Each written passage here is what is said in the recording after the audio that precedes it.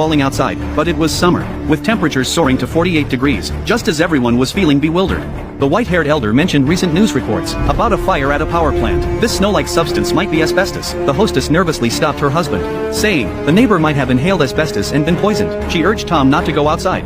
Then the white-haired man seemed to remember something. He frantically pulled out his phone to warn everyone, to call their families and tell them not to go outside. But after taking out his phone, he realized it wouldn't turn on. Tom thought he could use the landline phone. He picked up the receiver and pressed a few buttons, only to find the landline wasn't working either. Now everyone realized the situation was serious. Fortunately, Tom remained relatively clear-headed, and didn't just stand there waiting for disaster. He promptly directed everyone to use curtains and bedsheets, to seal any drafts in the house with tape, while everyone worked. The old man seemed off, after staring blankly at the bed for a moment.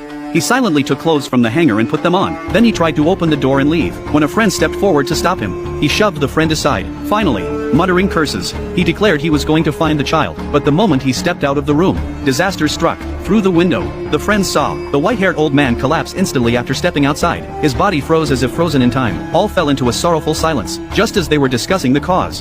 Juan saw something through the window. The light came on in the neighbor's window across the street. The neighbor pulled back the curtains. Juan raised his arm, trying to warn him not to open the window. But from that distance, the neighbor couldn't possibly hear him. So Tom held the oil lamp up to the window, waving it back and forth as a warning. But the neighbor seemed to think Tom wanted something, and opened the window. In a split second, he froze against the window pane. His wife rushed over to check and also froze at the window. This scene left Juan feeling uneasy. His wife always got up early to run, so he had to warn her before dawn. Juan put on an old mask, then he nervously stepped outside. To his surprise, he found himself unharmed. It seemed the mask and clothes had indeed worked. Only when his feet touched the white expanse did he realize it wasn't asbestos at all, it was snow. Passing the body of a fallen friend, he paused for a silent moment of mourning, before bidding farewell to his friend at the window. Along the way, he saw many dead bodies strewn across the streets. The city now resembled a post-apocalyptic wasteland, a city of the dead. Yet as he walked, he heard someone whistling. He cautiously glanced behind him but saw nothing. Only when the whistle sounded again did he notice. It was the aluminum ladder of an electrical repair box. The wind caused it to scrape against the utility pole,